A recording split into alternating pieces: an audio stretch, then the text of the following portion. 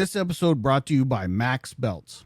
Guys, are you looking for a perfect accessory to wear every single day for every single scenario? Well, you've come to the right place.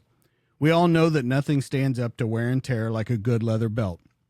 If you're looking for the toughest leather belt on earth, then you've come to the right place. Max Belts. They're handcrafted in the USA by veterans who are serious about their craft. And if you're looking for a belt that's tough enough for your active lifestyle and help support those who've given so much to our country, look no further than Max Belts. It's the toughest belt on the planet. It's a perfect solution for casual or dress wear and ideal for utility and firearm carry.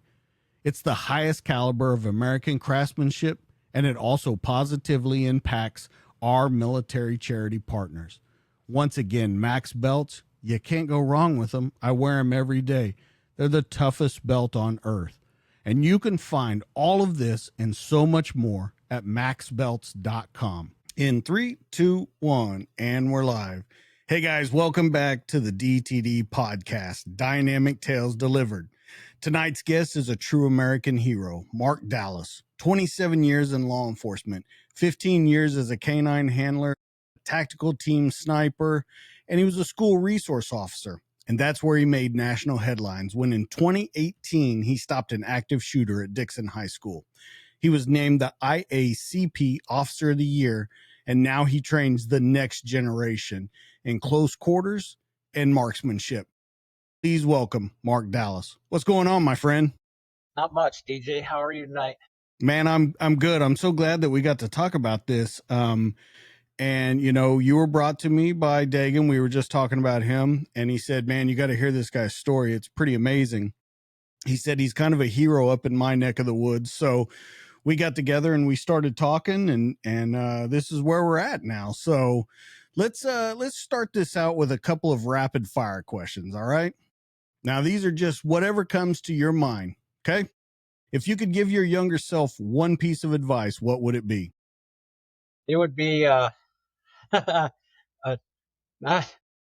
boy, top of my head. That's a hard one, DJ.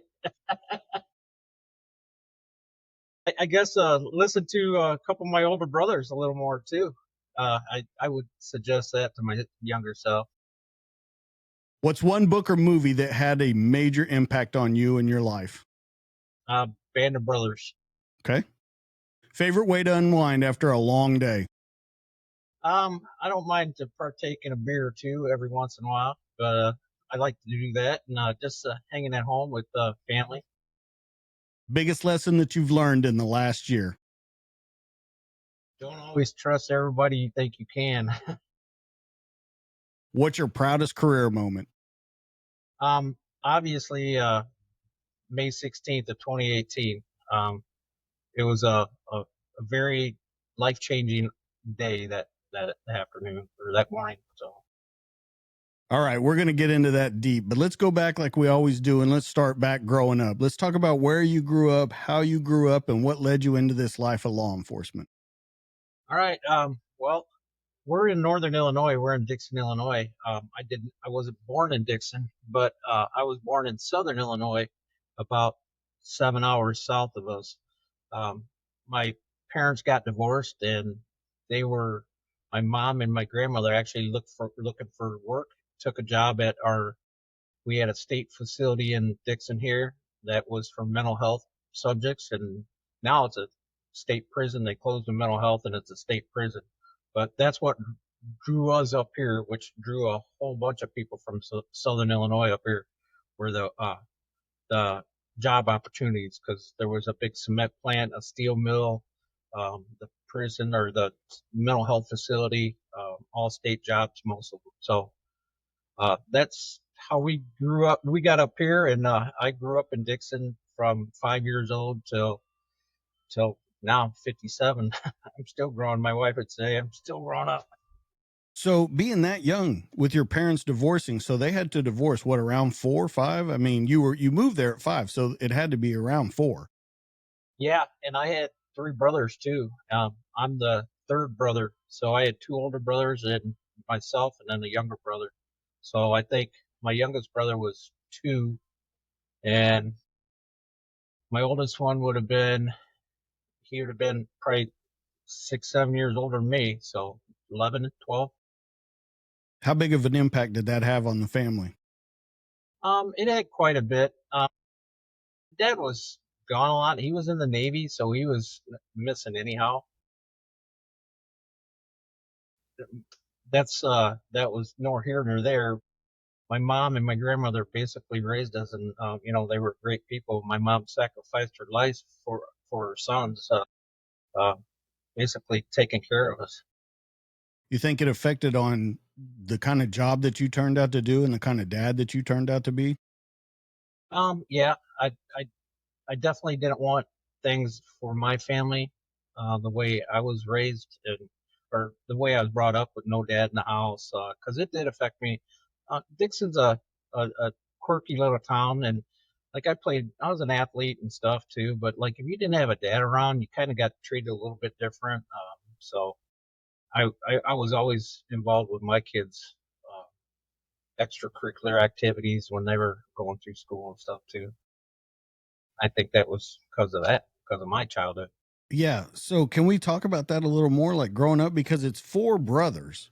So that's a single mom with a grandma raising four boys, which is no easy feat. When my parents divorced early in my life, it was me and my brother, and it's got to be a hard thing with being a woman raising two boys or four boys in your case.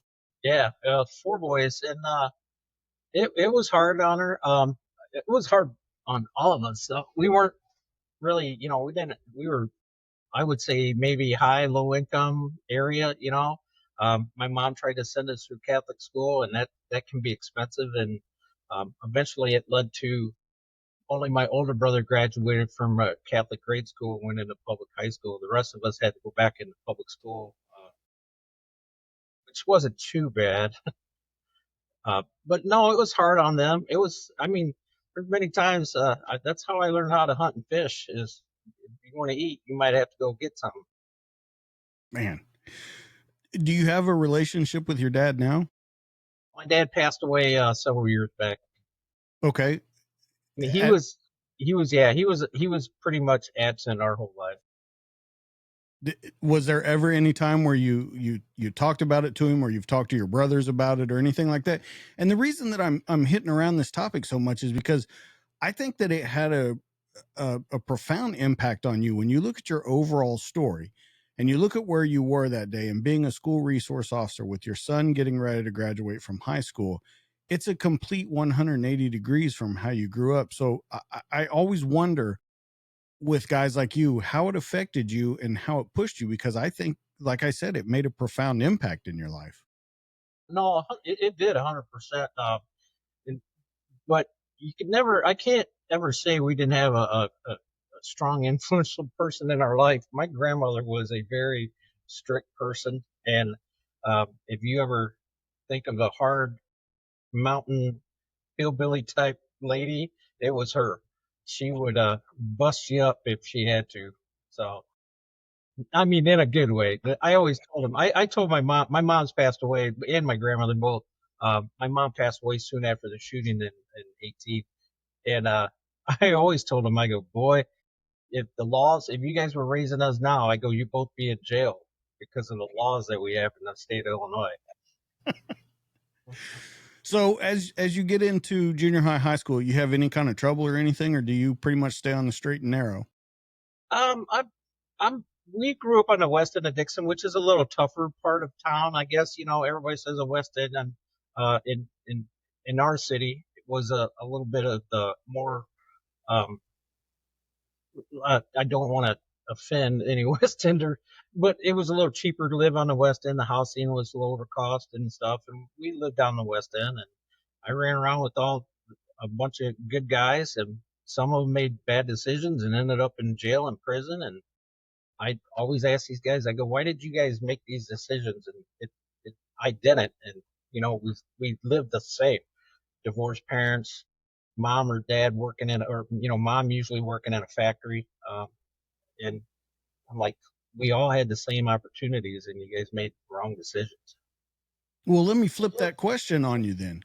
Why do you think you didn't make those decisions? I think I didn't make them decisions like some of them guys did because I just wanted a better opportunity for my life. I knew it was wrong to some of the things they were doing. Some of these guys were, they were stealing stuff, stealing bicycles and stuff like that just to have extra money and stuff. And I'm like, no, nah. I used to save cans, I would save bottles, and that's how I would make money. Or I'd rake yards, or in the wintertime, obviously shovel snow. And I've always been kind of a saver, and I didn't have to make stupid decisions like they did to get something extra in life. You think the grandma had a big influence on that? My grandma, yeah, she was definitely an influence in all of our lives. She showed a lot. Like I said, she was an old mountain lady born in the Shawnee National Forest, raised on a farm. She was an identical twin. So when she says they rode a horse or something to school 5 miles in winter, they did. So, So as you get a little older, what are your aspirations? High school time frame? What are you kind of looking at? um, once I got in high school, I was in sports. I played baseball and track and football. Obviously a young kid's dream is to be an athlete, and that I knew wasn't going to happen. But I played football, and I started trying to stick more with my education, but I liked running around and chasing girls and drinking beer and stuff like that. So my grades, I always kept my C average, so I could play sports, and that's pretty much I coasted through high school like that. I wanted to be a farmer, but our ag teacher at the high school said, Dallas, you got to either marry it or inherit it nowadays. You just can't go be a farmer. So I wasn't going to inherit it, so I didn't marry it. All right, so we know you weren't going to be an athlete. We know you weren't going to be a farmer. What do you start setting your sights on towards the end of high school? I actually didn't have anything set in mind, but right out of high school, I went and worked for a local garage door company here in Dixon that was probably our biggest employer at the time.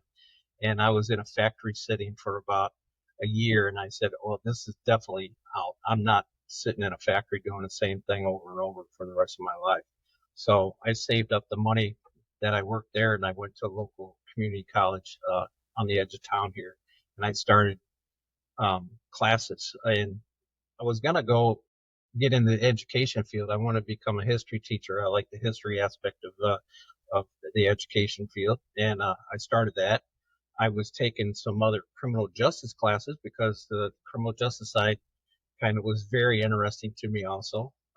But I had no intentions of being a police officer back when I was in community college. I just happened to have a friend became a chief of police in a small town northwest of us, and he goes, "Hey, you want to be a cop?" He goes, "I'll send you to the academy in Champaign." And I go, "Sure, why not? I like guns." And that's how I looked at it. In 93 or 94, he sent me to the police academy at University of Illinois in Champaign, and that's how I started at $7.50 an hour. Wow. Okay, we're going to get into that in a second. But here's the thing. You have a friend, law enforcement's not even on your mind, but you got a friend that takes over as chief of police. He says, "Hey, you want to go be a cop?" You're thinking, I mean, I think we can agree very short-sightedly, "Hey, I like guns. Hey, I like this." When you get there and you start going through it though, do you think it changed you a little bit? Uh, the well, obviously, this job changes anybody that's part of it. It does. My wife can testify to that. But yeah, it changed me somewhat. Obviously, you start thinking differently. And then the more the training, especially U of I was a good facility. I was down there rooming with my buddy, who's now he's our current sheriff. We went to the academy together, and we've been friends our whole life. We're friends and neighbors. So yeah, it changed me somewhat, but I never lost that desire to be an educator too. Well, and here's what I ask you. When I say does it change you, like I said, when you first go into it, you're thinking, "Oh, I like guns, I like this." At what point does it set in either the academy or your training or whatever that, hey, this is real, this is something that could happen to me, uh the grave danger that you possibly could be in? Well, I can tell you my first ever call was the night I got sworn in. I hadn't been to an academy. The state of Illinois requires you to go to an academy, but in these smaller towns, I'm in a town of about 1,500 people. We had 3 cops, 3 full timers, and then several part time, usually an off duty deputy at part time, stuff like that. But when I got sworn in the night I got up there, I hadn't been through the academy, hadn't been through the 40-hour handgun class, not a thing. And they had me on the road that night. My first call was a man with a gun call. And this gentleman was having a mental issue, and he had a 20 gauge 870 stuck under his chin out in front on his front porch with a priest by him. So I knew that wasn't good. How old are you at this point? 25 ish, 25, 26. Wait, no, I'm 22. Okay. So 22, you go and you see this. This is your Yeah, very first call out of the gate.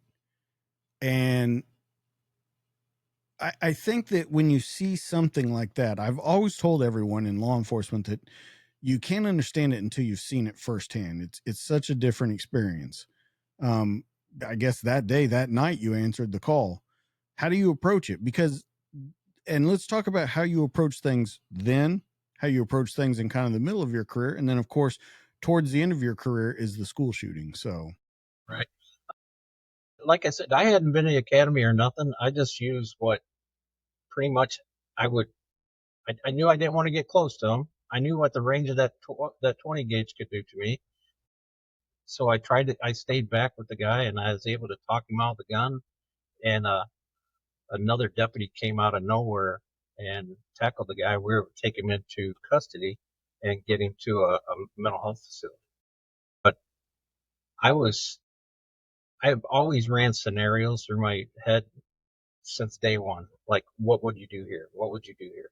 And I teach the cadets out at our college here now, and I tell them run these scenarios. I go, they're just extra training. I go, just run them through your brain. Well, on a nasty cold winter night in Illinois. what do you think after your first night? I was obviously I had that huge adrenaline dump, and I was like, wow, this is cool, you know. And first call, a guy with a gun. For some reason, we'd get gun calls in that little town all the time because it's a country town. Everybody hunted. Everybody had a gun. And if you didn't know anything about the state of Illinois, you have to have a firearms card. You can't have guns. It's hard, or you can have guns, but it's hard to have guns sometimes. You can't do open carry at that time, or which you still can't. You can have concealed carry, but there's a lot of hoops you got to jump through to get. So, and that time, it seemed like everybody had a gun. We're talking 92, 93, I think you said. Yep, 93 is Let's talk about the state of policing. okay. Different than now? Yeah, a lot different than now. It was a little, I would say, more easier. I mean, the laws have changed so much in our state. Like burnt cannabis now is not even probable cause to search a car, or which is crazy to me. But the smell of alcohol you can get into a car, you know. But burnt cannabis isn't now, which I cannot believe that law just passed. I believe is down in Springfield now. But you know, you've been in law enforcement a while. It's a lot different from then to now. Well, and you're doing it 13 years before I even did it. And I can say I'm this is my 19th year. Um it's changed drastically just in that 19 years. When you talk about back in the 90s, you had a lot of drugs that were coming hard onto the scene. You had a lot of crack cocaine. That's when all the crack laws came out where they were giving people with crack longer sentences than with cocaine. How did you guys deal with it? Because down there, at that time, you're in a smaller department. So there's got to be a difference in how you handle it than in a big city. In a big city, you can't throw a rock without seeing it. There, You got to approach it a little different, but I'm sure you have your same trouble in the small town. Oh yeah, you did, of course. But what we had more problems up in there were the drinking, and then you get a little bit of the drug stuff. And I was only at that small town for about a year and 4 or 5 months, and I was able to get to a bigger department south of us. But we were running into right before I left, we started running into LSD and a little bit of heroin, a little bit of meth back then. Meth wasn't big for a few more years yet, but LSD. I actually talked to the former state's attorney. He's telling me, he goes, "You're the only one in Carroll County that's ever made an LSD arrest." And I'm like, "Wow, never knew that." And that was my first year on the job. And that Yeah. was But just that's being, 93. I mean, yeah, of course, LSD is still around, acid is still around. But I mean, for it to be a huge thing, that's, yeah. it's a little different. It's not as big, I'm sure bigger cities and stuff has it. Throughout my career, I would say the biggest issue we had ever was crack and meth. Because when I got to Dixon, I mean, I was a dog handler, and then we had two dogs. We had my full service patrol dog, and then another dog that was just narc only. And me and the other handler, we kicked ass, taking names on the meth guys. And now they're all getting back out, and now they're making meth again. So I'm glad I'm retired. So as you go to Dixon, what's the difference in size from the town you were in to Dixon? Dixon's about 15,000 people. So I went from 1,000 people to 15,000. How So many officers? What's the difference in size of the department? 30 sworn, and then obviously with support personnel, probably had five, 4 or 5, just general support personnel. Any reason in particular that you left the smaller to go to a larger? I mean, I can kind of guess. Well, obviously money, and then I just wanted more. It, it, it's hard to be in, like, you're like a lone ranger out there all by yourself in them little rural towns. And the county is extremely rural. It's probably close to 500 square miles, but it had one stoplight in the whole county. The whole county. This was like Southern Illinois up north. That's how I describe it to people. It's beautiful country up there. It's got some of the most coolest woods and river areas along the Mississippi. It's real beautiful, but it's hard to work it You remember your worst call or your worst day there? there. Um, yeah, I had a guy. I was my fiance, which my current wife, was at my house, my apartment, and I was working, and I was looking for a gentleman that had done a burglary in a domestic, and I couldn't find him. Well, my shift ended about 3 o'clock in the morning. Well, on my way home, I found him. He was sitting in my driveway, and he had a 12 gauge 870 shotgun sitting in his lap. With Holy shit. Yeah. So I have no backup because the one deputy had a DUI and was at the county jail with the next closest officer would have been 30 miles away.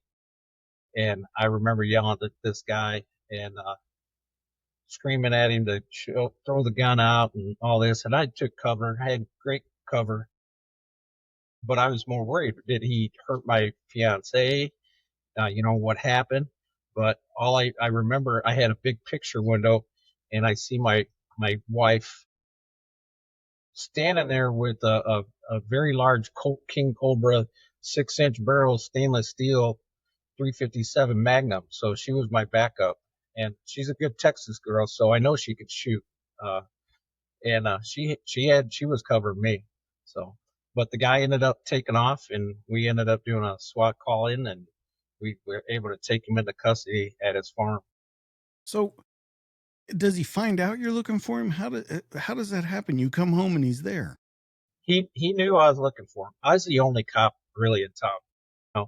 You think in little towns, they know exactly where the cops are, where they live, what they drive. They do everything about you. And I try to park my truck in the garage so no one see when I'm home, when I'm gone, stuff like that. This guy, he was out. He was looking for me. He'd probably been creeping around following me. but we had the last laugh. But he was gonna try when we interviewed him. He wanted to commit suicide by cop, and he was gonna shoot at me, is what he told us. So he went to prison for not too long. Then he came back out and was an engineer and worked with my older brother for a while at some factory. Yeah, So, did he ever approach your house? Did he ever try and get to your wife or anything like that? Or did he just park in the driveway and waited? he just parked in the driveway and waited. He was, I think he wanted to see what evidence I had, or he was just going to try to commit suicide right there. Uh, but he never pointed the gun. He never raised a gun at me. He just kind of kept it at the guard and just sitting in the driver's seat, a barrel out the window. And I was behind a large uh, flower setting that was made out of railroad ties, so I knew I was pretty good. Your fiance, now wife, had to have something to say about that. Well, yeah, she was not happy with it, and obviously, as things change, you know, we definitely take security, and we're that no, I would if people aren't in law enforcement, I call it the normal law enforcement. We have them code words. We have the where do we go from here, kids? If something bad happens in church or this in the restaurant, I can look at my wife now and she knows, yep, time to go. And so we got a lot more self conscientious about security. Do you remember what she said to you?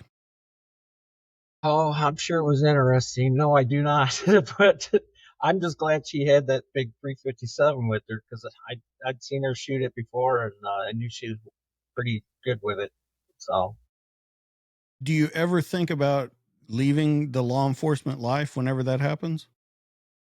um, I didn't. I didn't back then. I was a little disappointed with my chief at that time because he just kind of we tried calling him out for backup and he wouldn't come out. So that's when I knew I needed to get out of there. I need to go to an agency that could have some kind of extra support. When you go down to Dixon, whole different world. I mean, yeah, you're stepping up with more people, but do you think it's a different kind of world down there? Yeah, it definitely a lot more professional. Um, Dixon is probably one of the I'll brag because it's my department, but it's one of the top tier departments in Northern Illinois. We got a lot of training. They never said no to training, and it was an agency back then where you had your uniform better be squared away. You better have your boots shine. Your handgun better be clean. Your equipment better be clean, and that helps, I think, uh, in the long run because you reflect that professionalism to the public. So all our guys are and girls are squared away with that stuff. Still to this day, even though they got away from some of the, the old formal uniforms. I guess my question would be then, yes, it's a different kind of lifestyle in the department, but you're talking about even a different kind of criminal, a different kind of crime. In that rural area, you're dealing, like you said, with gun calls, with domestics, and that's all you're dealing with. As you move into a bigger town, though, you're going to deal with all different kinds. And I don't I don't think that word's going to spread as quickly if you're looking for someone that where they show up on your doorstep. Granted, they may know or you may talk to them out in the streets, but it's got to be a whole different world. And then how long are you there before you get a dog? Actually, when I left the small town in Carroll County, I went to another town called Rock Falls, which is 10 miles west of us from Dixon. And I was there for about 5 years. And I was working, I was able to start their canine program, which Rock Falls is it's an extremely tough little town. Um, we had maybe two guys, three at the most working on a shift. Uh, and I learned real fast that when I would do a traffic stop, it ended up as a foot pursuit every time. And I went to the bosses and I said, "Hey, we need a dog." And I go, "Can I start soliciting for funding for that?" And they're like, "Yeah, go ahead." So very quickly, I was able to raise the money to get the car, the dog, all the equipment needed, and they were like, "Wow, this is happening," and then they did an application process, and because I didn't have it locked in, there were several other officers that wanted it. Uh, even though I spearheaded it, and eventually I was chosen, and I was able to work with that dog there, and then I left. I started there in '98, and I left in '03. But I was able to purchase my canine from them, and I brought him to Dixon, and then Dixon purchased him from me. Rock Falls. Let's talk about it a little bit because I didn't know that there was the one in between the Dixon. So when you say it's a rough little town, what makes it so rough? Um, it's got it's a steel mill, very blue collar uh, community, great people, but some of the people just there's a lot of alcohol, a lot of drugs. We ran into a lot of that. We had housing that closed in Chicago, and Rock Falls had public housing that opened up to all these people from Chicago.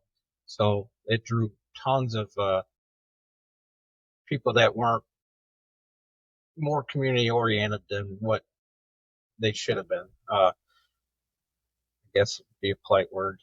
They just were out to make a buck or get high or sell drugs or sell guns and whatnot. So it was a tough town. There was a bar fight. I think the first week I was there, uh, a gentleman took a beer bottle, broke it off, and shoved it in another guy's neck, and the guy bled out in the bar within 30 seconds. So that death and that I seen that right away, and that was eye opening. When you get the people in from Chicago, how far? First off, how far are you away from Chicago when all this opens up? We're about 2 hours from Chicago, an hour 15 minutes as a cop drives. That seems like a pretty far distance, though, to bring people in a major influx. Was it a lot of people that came? Yeah, we used to call it was a Coloma Courts is what we called it, but we called it Little Beirut. We had because we had to set up. We had so many drive-bys back then, and we had to set up the Jersey barriers in a zigzag pattern so the cars. And then we blocked one end, so they'd have to do a U-turn and go back through the zigzag, and that and then we just really hammered the people, and it kind of eventually cleaned up. They are doing a great job now. Once I left there, and they started they started losing a lot of personnel. Rock Falls did, and the city finally realized, wow, we got to invest some money in our law enforcement, and that's what they've done. They're doing a great job now. Well, so I'm guessing you had a lot of gangbangers coming from Chicago then. Tons.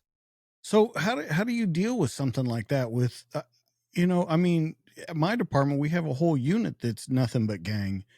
How do you deal with having three officers on shift dealing with multiple drive-bys, multiple homicides, a lot of I'm guessing a lot of drug houses, probably gambling houses, and a lot of prostitution.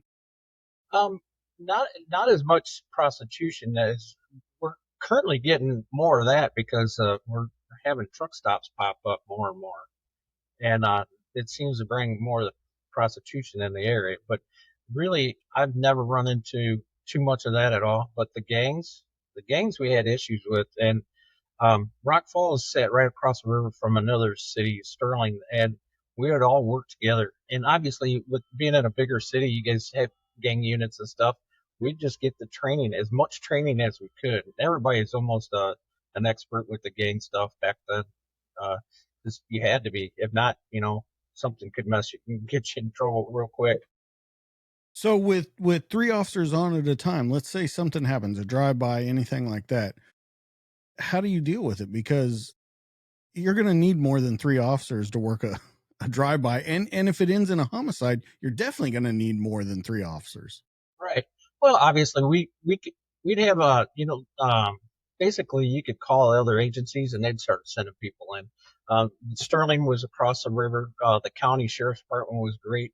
They they pretty much we had two deputies in our city all the time. They just hung out in our city all the time. It seemed like because I think they would run four in their whole county, and Sterling Rock Falls were the bigger communities of the whole county. It wasn't the county seat, but the county seat was a little town of about 2,500 people.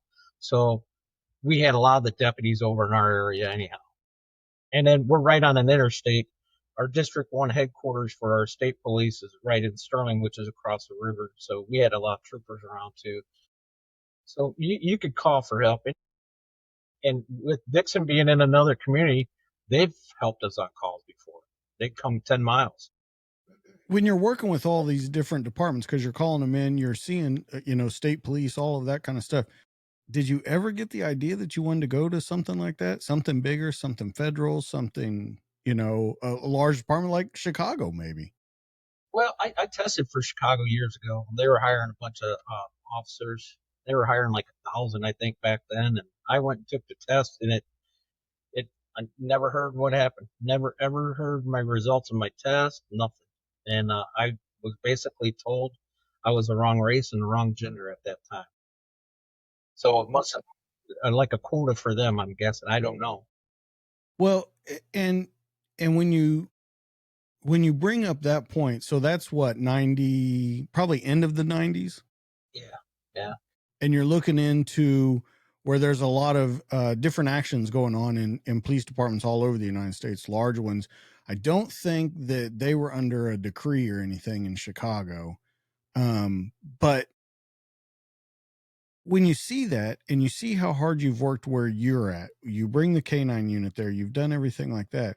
Is it disheartening, or do you get a different taste of what law enforcement is on a more, I don't know if you'd say global scale, but definitely a bigger scale than what you had seen? I was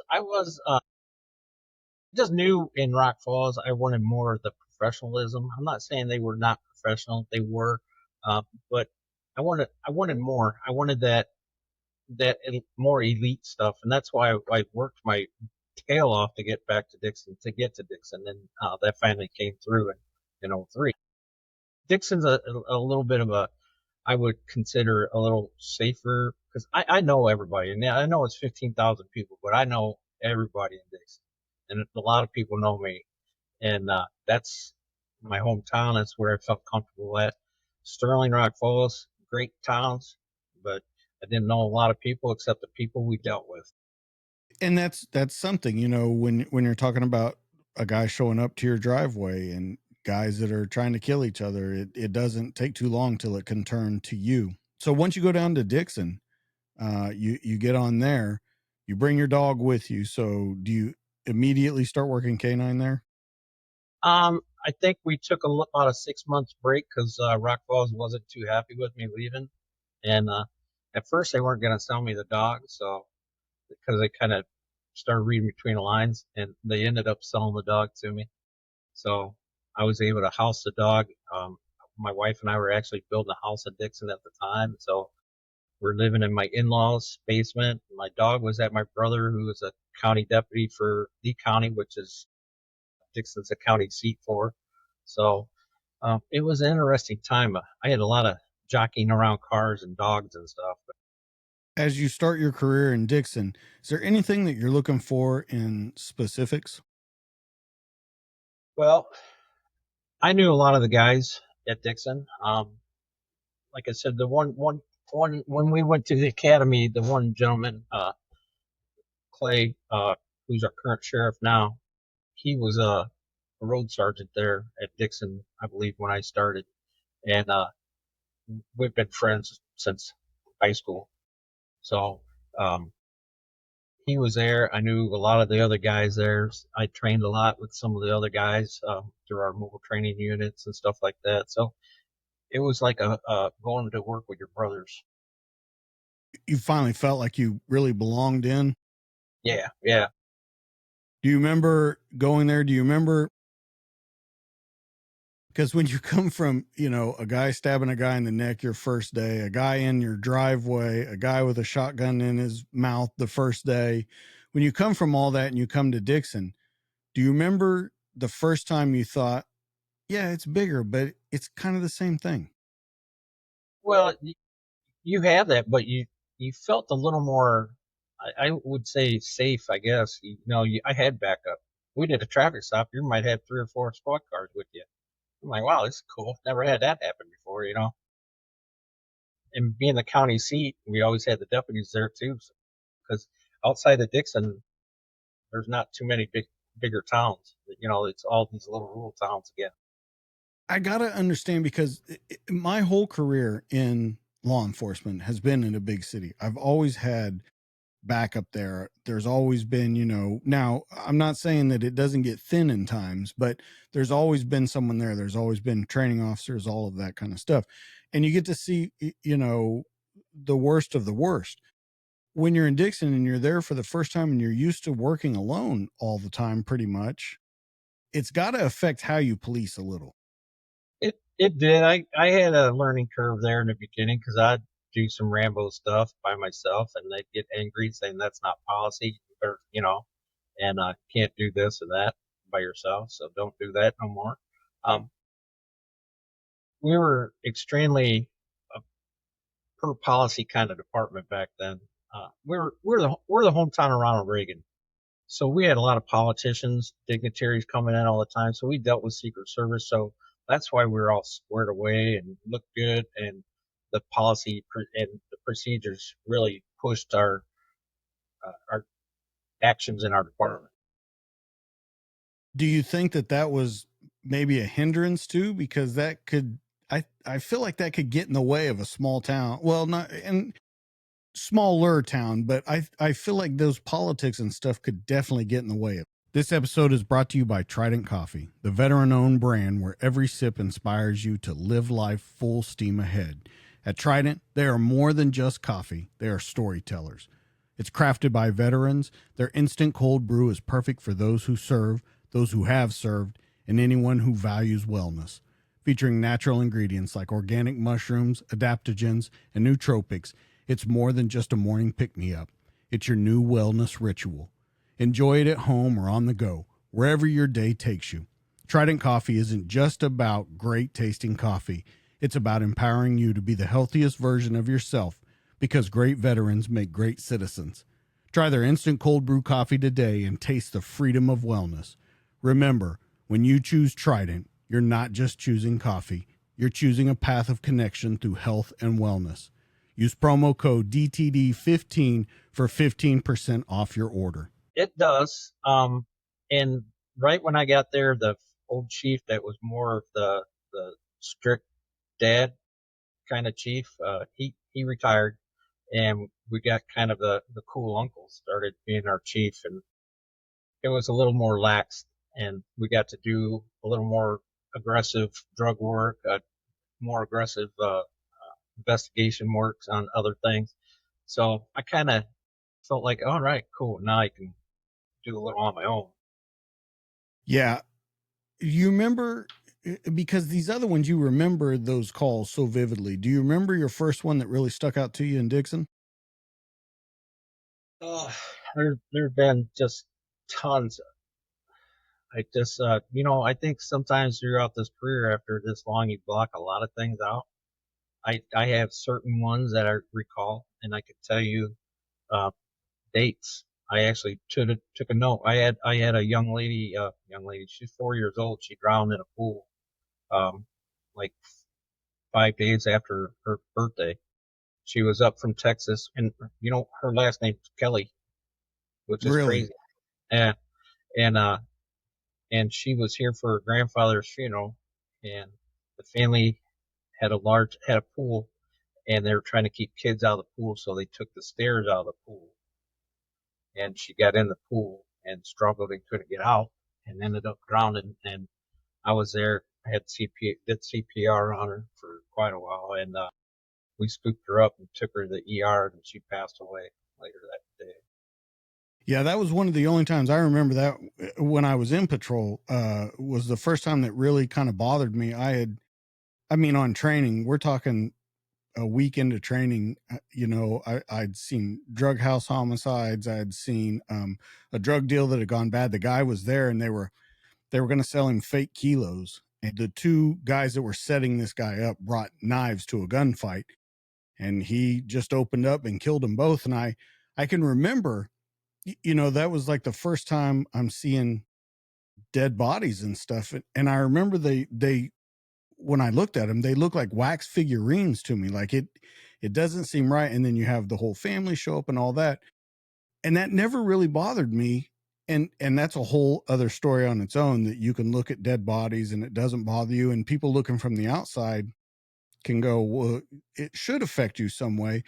But I remember, like you said, I had a kid get run over by his mom on accident. There was a bunch of kids. She was leaving to go somewhere, and he ran, took his bike out in front of her car, and she went over him, and he went up in the wheel well. And I it bothered me because I had a daughter that was like the exact same age at that time, and I remember that happening, it kind of messing with my mind. And then I look back on it now, almost 20 years in, and I'm like, you see all of this crazy stuff. You see all of what people will do to each other. And the thing that bothers you is an accident that happened. Right, right. Do Yeah, you feel the same way when you look back on your career? I think back to stuff that like profoundly affected me. And I'm like, but why didn't that affect me? These other things. that affected me. I'm like you because I had my son was 4 also. He was the same age as this young girl. So I guess maybe we just look at, especially kids. Anything with kids is extremely hard. And if I could stay away from the kid ones, I would. But the adults, I really had, it's, I don't call it ourselves cold and callous, but I think we just departmentalize the thoughts and what we see and just kind of pack them away and just, try not to let it bother us because you're going to have a call 10 minutes later, you know, might be Absolutely. worse. So, Yeah, you're going to have a call 10 minutes later, and it's probably going to be about the same thing that you're on this call for. That's just the way it works. But when you try and explain that to people, like why you have a dark sense of humor or why certain things don't bother you, have you had trouble explaining that with family, with friends, or have you just pretty much hung around people that kind of do understand it? I pretty much hang around a lot of people that do understand it. We're that birds of a feather, we flock together, our cop families were all still tight. My younger brother, I was telling you, was a deputy, and I had 2 older brothers. They were not in law enforcement, but they got it. They understood it. Um, and they'd always like to hear the stories and stuff too, so it must have made some kind of sense to them if they dealt with it. But I was going to explain to you, in the state of Illinois back then, and this just recently changed, we couldn't get any type of mental health help in law enforcement. If you went to speak to a doctor or something, or someone in the mental health field, they revoked your FOID card. And if you got your card revoked, you couldn't be a cop. So no cops were going back then. And this just started in like 2018, 2019, right when I retired. That you can get help and they won't revoke you. They want you to get that help, which I think is a good thing for law enforcement. I tell the young cadets when they graduate, I go, always have someone that you can talk to. I go, and don't make it Jack, Jim, Bud, or Jose. I go, have someone legit, not the booze. I think there's an argument for both of those. I think when you talk to people around you that kind of understand what you're talking about, that's a way to get some of it out. The problem that I have with it, though, is I think a lot of guys shield their true emotions about it. They laugh about it, they joke about it, they cover it up in a certain way where, yeah, they're talking about it, but they're not really talking about it. And so I think it can be maybe good to get it out, but I agree with you about the official person seeing the official person. But the problem that you run into a lot is in this field, in law enforcement and military, you run into the problem that people think if I tell someone I might be a little broken, they're going to take me out of the game. No, I agree with that. I think you're right. I think a lot of people think that way. That's why we talk to our colleagues, or we're good friends. Like I said, I'm I'm still good friends with all our. I was at our PD the other day, and I've been retired for 5, 6 years now. But I think that camaraderie that you have with law enforcement, uh, people don't understand sometimes, and we need it. We need that trust between one another to talk our problems out. So how do you think that affected you not being able to talk about it other than to, people close by, but definitely not a professional? How do you think that affected you throughout your career? Um, I don't think, to me, I don't want to sound like I'm cold or tough guy because I'm not. I just kind of I went to the next deal. All right, let's go. I tried never to bring it home. I never wanted to bring stuff home and burden my wife or my kids with some of the stuff. But my wife's been a great supporter. She's she's been married to me for 29 years, so she's been awesome throughout her whole marriage and my career. Do you think that you ever suffered the effects of PTS? Do you think that you ever thought that it got to you mentally? Um, a little bit. Um, with the young girl drowning, I think I probably suffered there for a while. I before I can tell you, I'd have dreams and stuff, and I would relive that drowning often. And then dreams quit a few years ago, so I haven't had them for a long time. So at any point where they stopped happening, did you seek professional help? No, I did. I was mandated after the shooting in 2018 to speak to not a psychiatrist but a psychologist for the department. How'd that go? That went fine. She was cool. I didn't have no problems with her. She didn't have no problems with me, and I went back to work. As you're moving through your career, you were on a sniper team. Um, of course, you work Canine. Do you remember the part of your job that you really like? You said when you went to Dixon that you knew that was your place. Was there a point in your job where you knew this is the job that I was made to do? Because as if we look back, you like guns. That's why you got into it. Was there ever a point where you gone, yeah, this is it. This is what I was supposed to do? Oh yeah, the dog work was awesome. I loved the dog work. I worked the dog, my first dog. I worked him till '08, and then he had an injury and he had to be put down. And I took a 2 year break, and then I was offered another dog in 2010. I'm like, yeah, I'll take another dog. I got a little. My first dog was a real hard German Shepherd. Um, he wanted to be alpha. He and I would fight all the time, but I'll tell you, if anybody put hands on me, that they would have got eaten up. The second dog was a Dutch Shepherd. He was a little softer. He's more of a, I don't want to say he's a beta male, but he just wasn't as an alpha as my first dog. But he would have defended me definitely. But he was extremely more um, energetic than the German Shepherd. I could tell the German Shepherd no and lay down, and he would, where the other one would be doing 100-mile-an-hour zoomies in the kennel in the car. Uh, so that takes a toll on your stress. I have high blood pressure and hypertension. I think it was from that last dog. All right, let's move to what the main thing that we wanted to talk about on this one. May 16th, 2018, Dixon High School. You're working as a school resource officer there.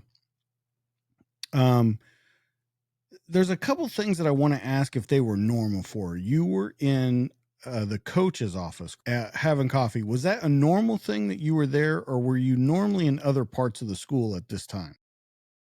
Well, normally I try to be where there's a large group.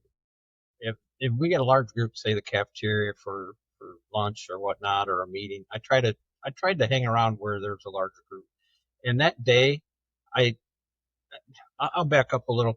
It was right at the end of the year, so the seniors were graduating. Our seniors hadn't been in the school for 5 days. They got done a week prior. So in the school, I had the freshman class, which my daughter was part of.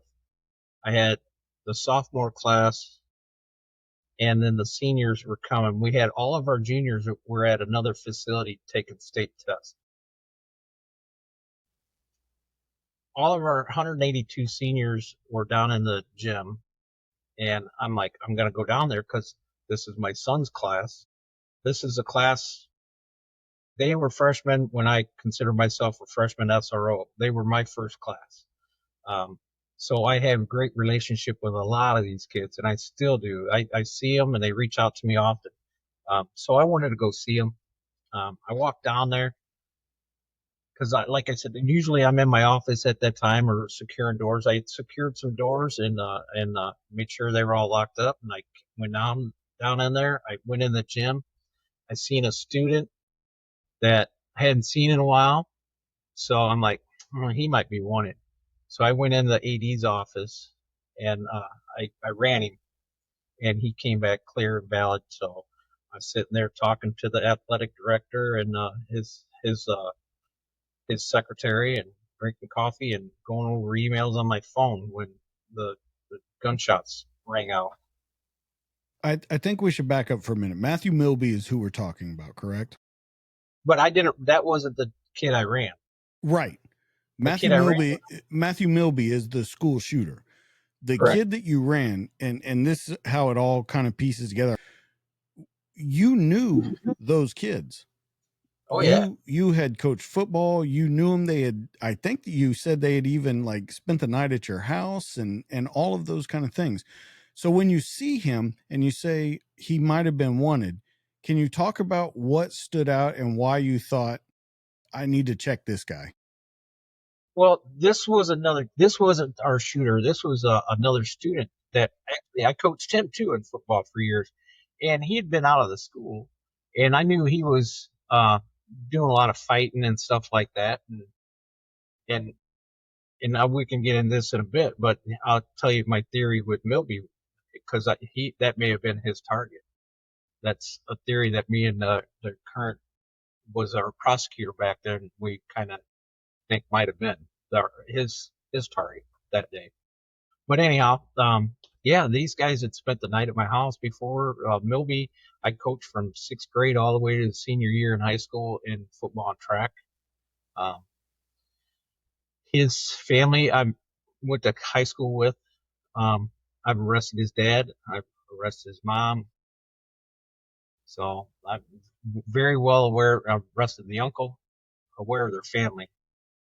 And actually, our shooters, our shooter's aunt and uncle, his uncle was my first chief of police in that small town. That was the strict one. Yeah, no, Okay, yeah. This is The one that wouldn't come out. Yeah, yep. Wow, small world. Let's kind of get into your theory of that day, and we'll kind of compare it to what actually happened. Okay.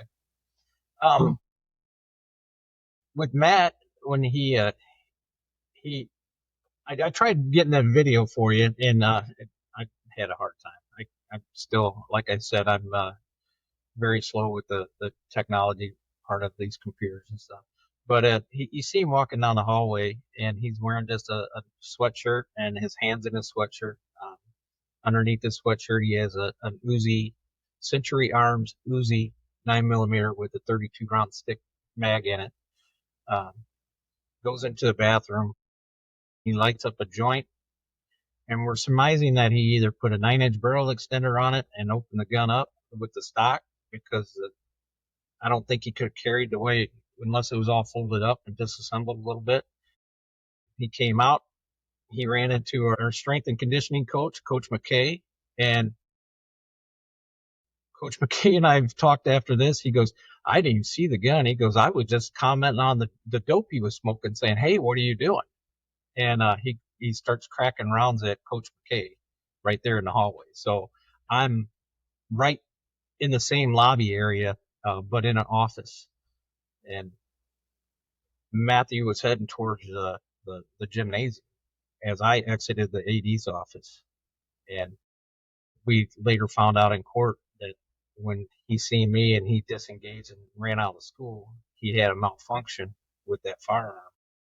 He had a primer strike on the round, but it didn't go off, and so it didn't eject. And he had a dead gun. He cleared it as he exited our gymnasium or our lobby. and put a new round in there. And then that's when I went out. I'm yelling at him, giving info on the radio. He engages me and starts cracking rounds at me, so I return fire. How many rounds do you think he fired at the first coach and then at you? 9. Okay. You return fire. You I strike him, correct? twice. So let's talk about that gunfire exchange. Okay. I did not. I'm running case law with Dixon. We always, anytime we did training, I was a firearms instructor. Anytime we did training, we had to run case law with our training, our in-house training. So I'm running case law through I'm like going Gardner, the Tennessee Gardner Graham case. I'm going, oh, I could shoot him. He's still flight risk and he's still a threat. But I'm like, how good would this look? Shooting a high school kid in the back as he's running away. Well, as soon as he turned and started shooting at me, the case law went out the window, and then it went into firearms training. It was sight alignment, sight picture, squeeze, squeeze, squeeze, and that's all I remember that happening. And I remember the brain, I couldn't get over how fast the brain works. Because all this was going through my head, and I'm on the radio trying to give information out. He was one of my sprinters, and he was one of my middle linebackers when I coached him. So he's extremely fast. Him and my son ran the same event in track, and my son is really a good athlete. And my kid ran a 48-400 in high school, so that tells you Matthew would run somewhere in that. So he was cruising when he's shooting at me, and I'm shooting back at him. But I hit him twice in the shoulder and once in the rear end. So first, we got to talk about the case law. I think it's important, if people don't know what you're talking about, why that specific case law was going through your head. The case laws go through my head because you basically got a fleeing threat to society that is still a threat to society. So the case law says you can shoot them basically if they were still an active threat and they're fleeing the scene. Basically, he was fleeing, and I knew I could, but I knew it wouldn't look good, especially with today's society. How we get portrayed, and we didn't wear body cams. I didn't have no body cam. I didn't. Only thing I had on, basically my polo shirt. So, but he knew who I was. I seen it in his eyes when we were in the lobby. He looked at me and he was like, "Oh shit, I forgot about him." I guarantee that's what he thought. So when he takes off, you guys exchange gunfire. You hit him 3 times, correct? Twice. Once in the shoulder, once in the buttocks area. Yep. He slow down, anything like that, or does he keep going? And I'm like, man, I couldn't believe he didn't slow down. So I'm like, I missed him, But he was on the run. It was a good 40-yard shot on the run through a bunch of obstacles. And he was returning fire at me. And this, I'll show you. This was a soccer goal, and this is probably what saved my life right here. Because this was right in line, and the round didn't go through it. And I'm shooting him with a Glock 27 full caliber. So a real little gun. Well, let's talk about that first shot though, because yes, little gun, but you did a massive amount of damage to the shoulder area. Yeah, yep. He was pretty much couldn't start his car because he made it to his car. He had an old 6 Mustang GT with another 500 rounds in there, another stick mag, like 10 or 12 grand in cash. He couldn't start the car, and it was manual transmission. He couldn't shift the gears. He knew he was screwed. So I'd shot the gun that I had so much I knew it was low. I knew I probably only had 1 round in. I put under behind cover. I put a new mag in. Then I started looking for him again. I thought he was going to ambush me around this corner. I'd seen him. It was like whack-a-mole. He kept popping up like a little squirrel. I approached him, yelled at him, and he complied. I was surprised. The gun was still in the car. He complied. I was able to put him in. I held him at gunpoint till another couple officers got there. We have a National Guard armory, and I always put kudos out to these two National Guard sergeants because they come running down with nothing but their camo on, and they were going to help me. They knew it was bad shit going on, and they were coming there to help. But once they seen I had him under control and stuff, and they knew the cavalry was en route, and they kind of just stepped back. But I always give them guys kudos because they come running with nothing. Do you think that he was, you know how you said he's moving, he's popping up like a whack-a-mole. Do you think he had a route plan? I mean, I know that when you guys talked to him, he didn't say much in the interview, if anything at all, but your thoughts on it. Do you think he had all of that planned out, the escape route, if he were, kind of backup plans? Do you think he had all that ready to go, or do you think that was on the fly? I think he had the money in there to flee, and I think he had the money, the ammo to help that escape. But we had a local attorney that jumped on this right away and called and said, "I'm his attorney. Do not be talking to him." So we weren't able to talk to him at all. When he was out of his car, where he had parked was by a wooded area that was a former railroad area. So it had some heavy woods in this area. And I think he was trying to, since he couldn't drive his car, he's trying to get to them woods. And I stopped him before he got in the woods, which he would have been screwed anyhow because it's a real super steep hill he would have had to climb. And with one arm being basically virtually useless, he would not got up that hill neither. But with having the cash and the extra ammo, and I think, yeah. But his attorney tried to in court tried saying that he was going to commit suicide by cop. He said, well, all he had to do was have one round, not 500 rounds.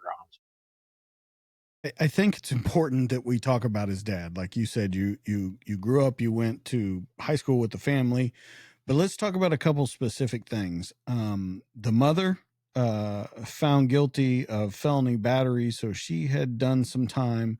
The father was, I think he was in jail at that time, right? No, actually, he wasn't. Um, he he'd been in and out of jail throughout his life, but he was not in jail at the time.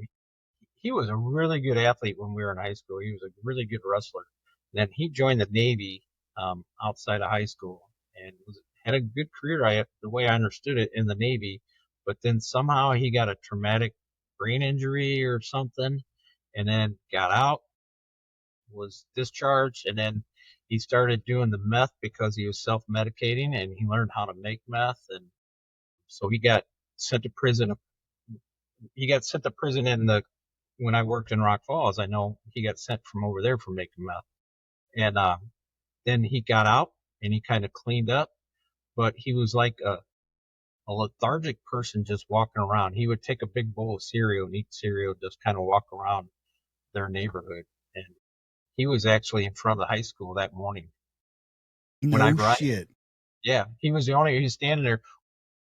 Our building was built in 1928, and they was going through a $41 million renovation, and he was standing out front looking at the construction. I mean, there's no one there. There's no construction workers, just the scaffolding and stuff. So I'm looking at him.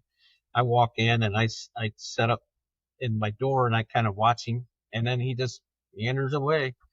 We always wondered, was he there? You know, the state police did the investigation on him to see if maybe he planted the gun or something, but there's no way. We had pretty decent, I don't want to say real decent camera system, but we had a real good alarm system in the school. So if there was any activity in the school, we knew it. Do you think he had anything to do with it?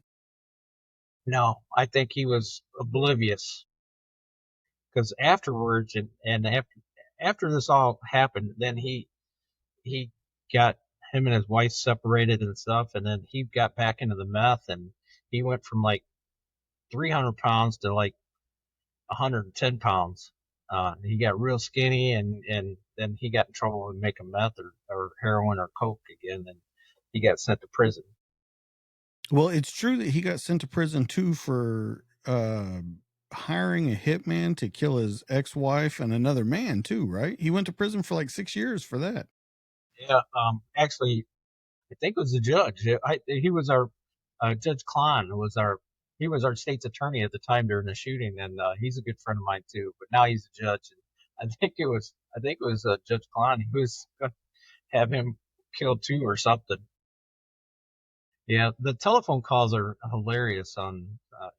Obviously you being in investigations, you get to listen to phone calls in the facilities, and I'm like, wow, people say this right over the phone. We need to go back to the mom for a second because there is a possibility that she or not even a possibility that she purchased that gun. Yeah, she purchased that gun in Florida in the early 2000s, and then I think in 2014 in the investigation, she gave it to Matthew as a gift, which in the state of Illinois, Matthew was not able to own that weapon. He shouldn't have had access to that weapon, but um, the firearm was kept at a grandparent's house, and Matt had access to that grandparent's house and that weapon back then. Talking a little more about your theory on it. You think that he was there to shoot one particular student, not necessarily the school. Is there any kind of theory, and we'll get into the him and the other guy, but is there any thought that maybe he was going to do more damage, or do you think it was specifically for that guy? Well, when we did our post investigation on everything, there was no social media leakage. Um, The only thing that I had that I found out afterwards was the adjoining county had arrested him for arson. And in the shooter realm of school shooters, arson's a huge flag. Um, and I wish I would have known that. And we did a lot of changing with rules at the school. Matt had been, he'd been being, privately taught at our superintendent, at our ROE, our resident, our, gosh, where you basically the superintendent's office. He had private education there. Like he couldn't fit in the school sometimes, and he wasn't passing, so they just did it at the superintendent's office, and he was there for months, the way I understand it. So after the shooting, we're like, anytime we get a student out of the school for more than 7 days, the SRO needs to know if they're coming back or going to be back in, because then we're going to pay a little more attention to them. The other kid that I ran, that's one of the reasons I ran him, because he hadn't been in school for quite a while neither. But that kid and the shooter, the way I understand in our post investigation, had been in a pretty bad physical altercation, and our shooter got the bad end of the stick on that deal. So I'm wondering if that was what he was going to get revenge on him. Did that kid talk at all? I know that Matthew didn't, but did he talk at all? Not that I know of. I I have the whole investigation. I have not run across his name yet. It changes it a little. Not only are you protecting the school, but your son is 50 feet away, 100 feet away from everything that's going on where these guns are going off. How does it change in your mind? Because there's no doubt in my mind that it had to change. DJ, I'll tell you, 15 minutes before it happened, my wife was in that gym, my daughter was in that gym, and my son was in that gym. So all my immediate family was right there. My wife was in there because my daughter had ordered a class ring, and she wanted to make sure the class ring was going to fit my daughter. And then once that was done, my daughter went to class, and my wife left. She had just got to her work, and when the chief called and said Mark's been in a shooting, he's okay, and she's like, I just left there. So she thought it was a, a cruel joke at first, and he's like, this isn't a joke. Um, we're just kind of glad we can laugh at some of the things. We had a great outcome. We had a lot of luck. We had a lot of God on our side. A lot of luck and God. So, Do you remember the first thought? When you hear the first rounds, do you remember the first thing you thought? I knew exactly what it was. I knew it was a 9mm going off. I heard the AD going, "Who's lighting?" I think he said something. I thought it was fireworks. I knew it was a 9 millimeter, and right when I come out, I knew exactly what kind of gun he had, and I'm like, well, if it's I a lot of people say, well, that's an inaccurate gun. It's not that accurate. It's not that good a gun. I'm like, well, the Israeli Special Forces made that gun for a reason. And the most famous one I've ever seen is when Reagan got shot, and one of the Secret Service agents pulled that out. So I know they're a pretty decent gun if it's done right. But I didn't know he had it. I was super surprised he'd have something like that. When you see him and you lock eyes with him, you said you could see it in his eyes that he knew, like, oh shit, I forgot it, that guy was here.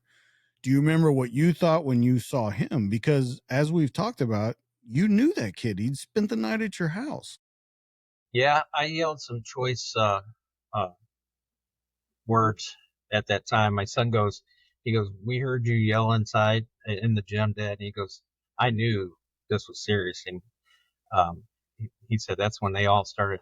We taught the kids the Alice training to basically to alert and leave and flee. They can't evade, and they evaded. They did great. The kids did awesome. If you watched some of the videos online, I you did. see the kids taking off, and they did great. At that time, we share our stuff with our kids, and Joshua had, like, 15 steps here, 10 there, and then right at 8:06 in the morning, 380 something, he was gone.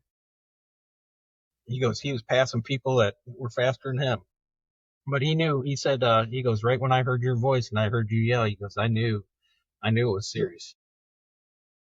Has he ever told you his, other than saying, that he knew that it was serious? Has he ever talked to you about it? Yeah, we talk often. I think he's had some things in the past. I mean, he's 25 now, and our department was great. They supplied mental health for my kids, my family, and they all went more than I did. And I think it helped my son. My daughter was, she's like, I was on the third floor. I was a long ways away. She was pretty mellow yellow about it. Obviously, she knew the trauma that Joshua and I kind of went through. A lot of people forget about the trauma my wife went through. That's how I look at a lot of it. That if I get choked up, I get choked up with that because she had her whole family there, and she has her own story with it, and it's crazy. But he's changed. He don't like a lot of crowds. He's a concealed carry carrier. Um, he he's a good time kid. He's smart, but he's security minded now. If this had never happened to you, the school shooting, and you end your career, and we'll kind of get back into the shooting in a minute, but you ended your career with just the career that you had done. Do you think it would have felt a little different retiring? Because and the question kind of begs to ask you, you were part of saving possibly your son and daughter from being killed in a school shooting. You were actually a participant in it. When you look back on your career and you say that's the most proud that you've been, is when that happened, when you did that, how do you think your career ends up? Obviously, I probably would have stayed there until I would have probably stayed a little longer. The last couple of years was so busy with things, and I always call it the world tour of Mark. And we were so busy with it, it got old. And then I ended up finding some health issues, and I was forced to retire out. But probably wouldn't have done that. I probably would have known, and I probably would have just kept working. Uh, but the career that I had at Dixon, my whole law enforcement career, I'm very proud of. I feel like I helped a lot of people in my career. I still have today, you know, uh, I have some people always like me, and they're like, "Hey, you gave me a DUI back then, and that saved my life. That made me quit drinking and made me reflect on what I did." And I'm like, "Well, You don't get that often, but you do get it once in a while, and it makes you extremely proud on your job. Back to the shooting for a minute. I want to talk about some things that you had told me about when you sent me some videos and stuff, and you said just don't pay attention to how I'm running after him. I want to talk about that because I think it's an important thing to say though. You I think had just got your knee replaced, correct? I was getting ready to have double knee replacement Okay. the following week, so I was running extremely light. I wasn't too far out of policy, but I was running in a polo shirt. I had a polo shirt on. I had the 511 cargo pants on. Uh, I had my firearm. We had just switched from SIG 229 357s to Glock 23s. I just hadn't felt comfortable enough with my 23, and I was carrying my Glock 27, which I was qualified to carry, and I could carry it, but they kind of frown on it when you're carrying it for work a little bit. I got told afterwards. But I had fired that gun so much. I knew that gun. I knew that gun very well. It's my hot rod clock, as Dagan would say. It's a good gun, and I felt comfortable with it. It was light. I had an extra magazine with me. I had a flashlight. I had my radio and the school radio. No armor. I would sometimes not wear armor on them light days like that. So it made my wife really happy when she learned I didn't have body armor on. The guns. Let's say you didn't have that gun with you that day. Does it turn out different? Uh, I don't know. I think if I'd had my SIG, he'd have been on the ground there. That SIG was a deadly, deadly gun. I may not have known where the first round went, but I'd have followed up with a lot of other ones. I'd shot that a lot, and we did a lot of training. We carried it because the Secret Service carried it. We figured if we're ever in a gun battle, it's going to be while we have a political dignitary here in town. So, but it's a very expensive ammo, so you know how budgets go. We went to something cheaper. All right, we got to talk about the kind of overlying thing. You've shot a kid. You said you thought about it. You thought about what it looks like, the optics of it. But let's talk about you actually shooting the kid and what you go through after you do it. Now, you said you talked to a psychologist and you were okay, but there's got to be some different levels of what you're going through from the day it happens until today when we're talking. You have to go through a range of emotions. Would you agree? Oh yeah, yeah. I've had people tell me, "Oh, you just did that because your own kid was in there," and I go, "No, I had 182 kids in there. They're all my kids." I was so mad. It enraged me that I had that young man had that balls to be in there and doing that crap. It made me extremely mad, and I that's why I pursued him the way I did. I was not going to let him go. There was no way I would have died trying to freaking get him. When you get him all the way to the car, when you finally take him into custody, do you remember saying anything? Yeah, I said a lot of things to him because I really helped this kid throughout his life several times. We would do we had a former chief. Um, we would do station adjustments with him because the mom was such a complainer. She would get the command staff and just stay with them for 8 hours sometimes in their office and not leave. And finally, the command staff's like, okay, just do something with this kid, you know. So we had a chief. I drug tested him for his sophomore year every month, like every 3 weeks. I drug test him. He'd clean all year long. Looked good, played football great, put on weight. I could tell when Matt would mess around with dope, he'd lose weight, and I would inquire with him. So I did a lot for him. Um, we as a department did a lot for him. His parents, his mother says that the school failed him and all this. The school never failed him. The school didn't fail him. He failed himself. We bent over backwards to help him. Uh, and it's a stupid decision he made in his life. And now he's sitting in prison. for 30 years. Yeah, 30 years, but he's supposed to do 85%, and he'd already served 4, so he at the time of his incarceration is 21 and a half years is what he'd have to do. We need to talk about that though, because I think that's an important factor in this case. There were numerous times, 2, possibly 3 times, it could have been even more, where he was found unfit to stand trial. Yeah, he quit eating. He quit eating, which I can't do. It makes people mental, I guess. And he had to be force fed.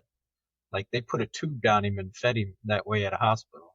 We had to send him to a hospital up in Rockford, which is about 45 minutes away. It's probably one of the second or third largest towns in outside of Chicago. It's a big community. It's real big, very violent area too. But the sheriff's department up there, Winnebago County, took him into custody, and they have I'm guessing a hospital wing. And I know our community probably paid at least 6 figures, high 6 figures. I'm taking care of him and housing him for the 4 years before the case started. With this not eating, then eating, and then not eating, he'd go back and forth to where uh, it would get him to where he's unfit for trial. How does that make you feel? And I'm asking, one, answer it from someone looking at the outside, and then I want you to answer it law enforcement to law enforcement. You said that you were so angry at him you weren't going to let him get away. For all of this to happen, for you to do your job, to risk your life, no armor on, you save those kids, to sit for 4 years and them say, I don't think he's fit for trial. Oh, I don't think he's this. And just to push it off and kind of keep it on a back burner. Answer it in those 2 ways, how you feel about it. I was extremely angry with that too. I knew his attorney. His attorney actually called me and asked me if it was all right that he represent him. He goes, "Is it going to affect our friendship?" And I said, "Well, everybody deserves, fair representation." Well, he took it to the nth degree and kept doing these motions and stuff. And instead of trying to get it settled, it was all, it happened. It was on tape and everything else. And why we keep prolonging this? We missed out basically 5 years. I missed out with my family. We didn't go on it. We haven't been on a family vacation since, because we'd plan something and we'd get it going. And then I'd get a call from the state attorney. "Hey, we're going to go this." I'm like, "Are you kidding me? We're going to go on vacation here." He's like, "Sorry." And then we'd cancel our stuff, and then the case would get canceled. And that went on for at least 3 years. I know we canceled vacations. And yeah, that didn't make my family happy. It didn't make me happy. I'm not friends with that attorney, so I guess I So thought I it did could. affect the relationship. It did affect the relationship. So Now, when you look at it, now I want you to answer it as law enforcement to law enforcement. How do you feel about that situation? uh, uh, it's pissed. Um, I law enforcement wise, what we just got to get that job done. And I don't want to say it. I just wish we had that better relationship with the courts and the defense. This kid was guilty. Let's get it going and let everybody else's lives go on and have closure in it. And they just prolonged it, trying to get a technicality to get it out. And that angers me in the criminal justice field to this day. I mean, because it happens in everybody's agencies, everybody's communities.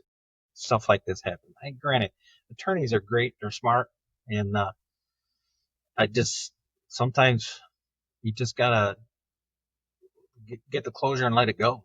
You know, instead of finding a technicality that somebody didn't cross a T or dot an I. Do you ever think that the sometimes now, and you can say this because you're retired, do you think that sometimes they overlook the victims in order to give rights to the person that did it? Yeah, 100%. They always overlook the victim, And and and I and that's the especially yeah. Well, and that's what I wanted to ask you about, because you saw it on a personal level. Your son, your daughter, your wife, both your kids were in the school. Your wife had just left. So they're going to look at this situation even different than people that just had their kids there. You know, your whole family was affected by this, and to not see justice be served for almost 5 years before it happened, it's got to cause some friction there too. Oh yeah, our community, there was anger in our community because of it, and still is. Um, I know his family was trying to portray him as a victim from the school, and saying he was bullied. He was not he was the bully. He bullied other kids, and he was not the victim of things. He would do stuff that and cause situations, and that was all on him.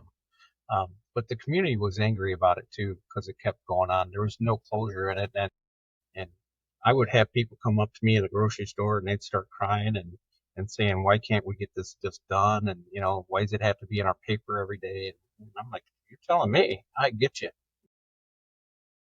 You ever have any people from the other side talk to you about it? No, No one ever approached you about it? no, no, not Which at is all. that's pretty amazing that no one from the other side had reached out to you. Um, let's talk about the victim impact statements and kind of finishing up court. It finally goes to court. Everything gets laid out. They like you said, paint him out as a victim. There's a lot of stuff that's covered in the trial about the mother, purchasing the gun, the family history, all of those kind of things, which, okay, factors, yes. Are they the causing factors? No. When you hear the victim impact statements and you yourself give a victim impact statement, um, how does it change for you? Um, it just it kind of once it was all done and it was over for me, I just like I said, there felt like closure for me, and it kind of relaxed me a little more. I wasn't so intense. The If you watch the video with the one young man giving the victim statement, that's a good friend of my son's, and he's very articulate, and that's why he wanted to do it. He asked to do it, and he got up there. The things I can't watch them because they do upset me a little bit because it gets me emotional. I haven't watched that in a while, so um, I couldn't even tell you what I said. uh, I just kind of blocked it out. I think it's that law enforcement stuff in me from my career. I just kind of pushed it in that little closet and closed the door on it. I got to ask you though, do you think that's a good idea? Sooner or later, this is going to come out. This is a huge thing that happened in your life, a huge thing that happened, like we said, to your entire family. Do you think it's a good idea to just put it in a closet and shut the door? I'm not saying it. Have you seen my area where we hang out? It's around. The whole thing's around all it. We have everybody we talk about. I talk about it. Somebody brings it up to me every day, no matter not just not my family, but a stranger. Um, I was just at an Ace Hardware, and the lady goes, "Oh, I know you're our hero," and she tells me about her kid's story, and I'm like, "Well, I appreciate them uh, thanking me and stuff like that," and so I get reminded of it pretty much daily. And it's probably not a day goes by that I really don't not think about it. But I've talked about it. I've been doing presentations for different school districts and stuff here lately, and that helps me down the line too. I think the more we can speak about it, helps the soul, I guess you would say. Do you ever think that, a lot of people, especially, you got 15,000 people there in that town. A lot of people say it could never happen in this town. It could never happen here. We're too small. We're too rural. We're this. We're that. We're not one of the big cities. How do you approach people to tell them you can't think that way? There's always the happen chance that it's going to. I can tell you that day that this happened on the Springfield Senate floor, they were doing a motion to um, pull all funding for school resource officers in the state of Illinois. And two of our state reps are from Dixon, and they were down there, and their phones blew up, and that law didn't get passed. It stayed the same. So it failed down there because of the actions I did. And I'm proud of that too. And I'm proud of my reps down there. One was our former sheriff here in our county. And he was like, he told me, he goes, I was holding my phone up yelling, this is why we have the SRO programs.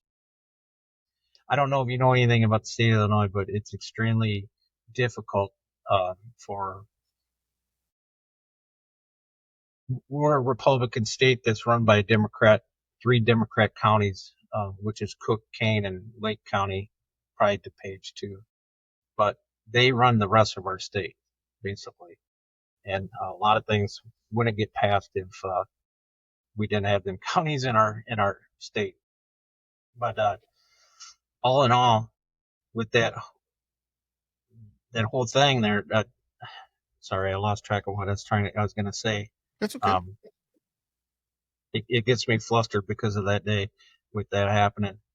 Um, we prepared for a shooting um, since 2000. Dixon has. We've had an SRO in our schools since then. We've had two, and since 04, and we would do training with the students, with the staff. We would do live fires in our school, so our staff would know what a real gun sounds like. We'd put bullet traps in, and we would let the staff know what they are, what it sounds like for real. And they could never tell you where it's coming from because that's the realness of it. So, um, we do a lot of active shooter trainings. Our departments just did a big one on Monday, at one of our other schools. So we continue to train. And I think training is the key with a lot of this stuff. When you have these outside agencies saying that, or not even agency, I just say like a school district, it would never happen here. It never happened. I'll tell you, I never thought it was going to happen in mine, ever. And especially them being a kid I knew. Yeah. And no leakage. There was absolutely no leakage. I did talk to a bunch of the kids afterwards, and they were like, "Yeah, he always said he was going to be a school shooter on the last day." They said he said that his freshman year on his first day of school. My last day, I'm going to shoot this place up. I go, "Why didn't you guys ever tell me that?" They're going, "It was Matt. It's a joke." I'm like, "Well, we found that out."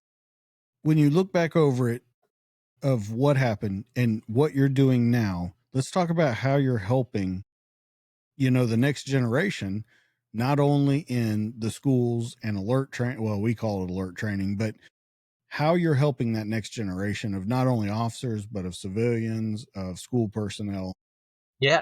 Well, like I started my consulting group, and I've been going to mainly different school regions. And I've been up in the Chicago area, and I've explained to them that their staffs, they need to take the training series. Even in ours, we've had we had some teachers that totally lost it and couldn't operate. And thank God I had some. I can't say but we had some strong football players that took over classrooms, and they barricaded the classrooms because the teachers were in fetal positions under their desk. We had two teachers that happened to. We had one meandering around out in the hallway when our TAC team started clearing. Well, you know how it is. It's an all call. You're getting 100 different cops there, so you're meal piecing people together. And thank God the one officer knew who he was. Had to yell at him, tell him to get back in his classroom. He goes, "This ain't an effing drill," And he's like, "Oh." So hopefully, teachers like that, he takes this kind of training serious next time that he does, because you have them teachers that just they either do it for overtime or just to not go home. I guess I don't know, but it's terrible that they don't take it serious. Um, Granted, I've been a cop for 27 and a half years. We have fun when we're training. I get it, and it's not always we're joking around and stuff, but we still take our training serious. And then for the students, the Alice training, our students loved it when we'd wear the red man gear in and come in. They'd beat us up with the red gear. You know, they thought it was awesome. they look forward to that. Do you think that with this training you're doing right now, that if this weren't to happen in your career, going back to that same question, do you think you'd be doing that now, or do you think you'd just be retired and kind of enjoying retired life? Well, I think at the police academy, I think I'd still be doing that.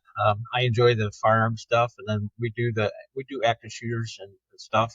Uh, and Dagan's on our team with that, and we got a great firearms team. We got two Illinois former state troopers that were on the tech teams their entire life. One of the guys that was he ran the entire state. He was in command of the entire state. So I think three regional teams he was in charge of um, throughout the state his career. And then his number one breacher is working with us, and then he's had a career outside of law enforcement after he retired, working for private security and stuff like that.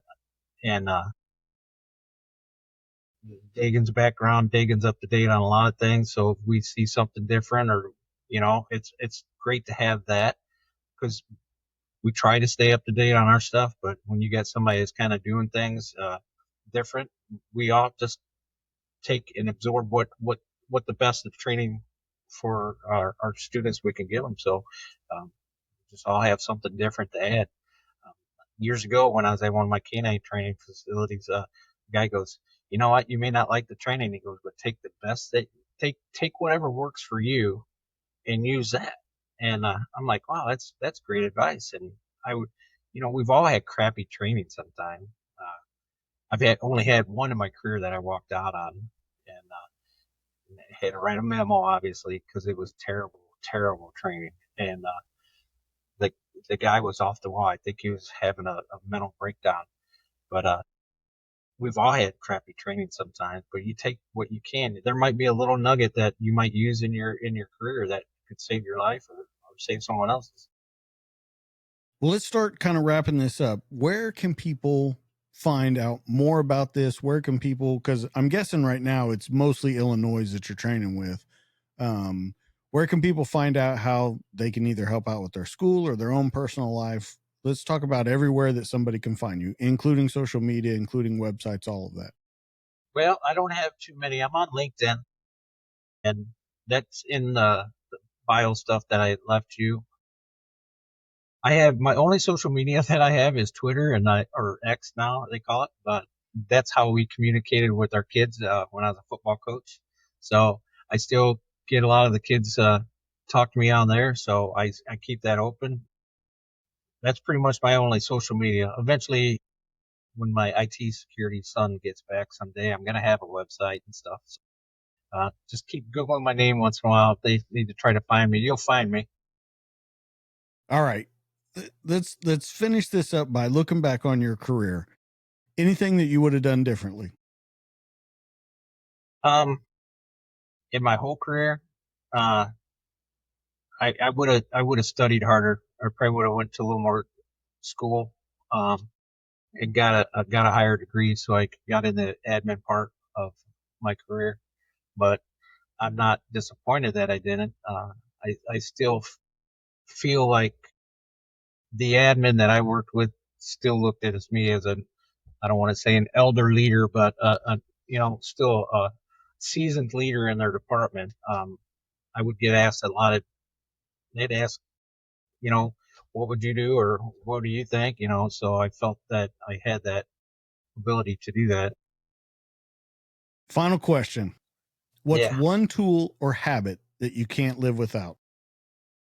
Tool or habit. Oh, I'm retired now. So my habit now is keeping a good clean house. uh, my wife, she's not retired yet. And, so my habit now is doing that, but I like to do a lot of shooting still. Shoot and move, get off that X. So I like doing that and see if I can do that still. And I'm not maybe up to Dagan's par, but I'm all right. Any advice you'd give to a new guy just coming on the job, new guy, new girl coming on the job? Take every bit of training you can get and always have someone you can talk to. I press that with our young cadets, and I told you, and I tell them, like I said earlier, not Bud, not Jim, not Jack, not Jose. Don't have them all the time. I mean, there's nothing wrong with it, but don't make that your main person you talk to. Always have someone. Have some kind of relief, working out or golf or something. Have some kind of relief outside of this job. All right. Well, Mark, I'm so glad that you came on here and talked to me. You truly are a hero, man. I think you saved a lot of lives that day with your actions, and they were lucky to have you there, and blessed that you kind of decided that was going to be your home. Guys, you know where you can find Mark. Let's talk about where you can find me. As always, you can find me on Instagram at the DTD_podcast. You can find me on Facebook at the DTD podcast. And you can find me on YouTube where all these conversations, they're in video form at the DTD podcast, Dynamic Tales Delivered. Now, your one-stop shop, dtdpodcast.net. It's got audio, video, pictures of Mark. It's got all the links to him. You can look a little more into his life and hear a little more of his story. We're going to try and get the video of the actual day that this all happened. We're going to try and get that up on the site so that you guys can check that out and check out a little more of Mark's story. That's dtdpodcast.net. The big thing we need to do is help the guys out that make this show happen. Let's start with Dagan, of course, nomadicresearch.com. You want cool hats, sweatshirts, bags, everything. You've seen me posted on social media. They have it. That is the place to go, nomadicresearch.com. Go see my buddy Dagan and get yourself some new gear. My buddy Mac down in Florida at Max Belts, maxbelts.com. They're the toughest leather belt on earth. I have 2 of them. I wear them every day for range, for dress, for casual, whatever you need. Max Belts is going to take care of you. Make sure you go down and check them out. Trident Coffee, if you're into cold brew, if you're into nootropics, if you're into just being better health-wise, make sure you go check them out. TridentCoffee.com. You do DTD 15, that'll get you 15% off your order. When I tell you guys that it is amazing to check this out, the mushrooms, the nootropics, it'll give you a whole new outlook on your morning drink and your afternoon drink, your pre-workout, however you want to look at it. Make sure you go check them out, TridentCoffee.com. And check out my buddy Greg Walker, retired Green Beret down there in North Carolina at hatchetbrewing.com. Hats, shirts, all of that kind of stuff. They're still trying to push their beer out into the market. It's amazing stuff. If you ever get down to Southern Pines, go check out their brew house at hatchetbrewing.com. Guys, that's going to be it for this week. Thank you so much again, Mark. It was an honor that you were on here to tell your story. That's Mark. I'm DJ. This has been the show. We'll catch you guys on the next one. See you later. This episode brought to you by Nomadic Research, built for the wild and forged in adversity. Somewhere between the front lines and the firelight, a vision was born. The founders of Nomadic Research spent years in the harshest environments on Earth, where grit and resilience weren't just words, but a way of life. They saw a need for gear that could handle anything, gear that wasn't just built, but built to last. From battlefields to backcountry trails, every piece of Nomadic Research gear is designed with one mission: unyielding performance for those who refuse to quit. The founders believe in patriotism, personal responsibility, and the freedom of the great outdoors, because adventure isn't just a weekend escape, it's a way of life. Born in the heart of Afghanistan, forged in adversity, and built for the wild, Nomadic Research is gear for those who go further. You can start your adventure at nomadicresearch.com.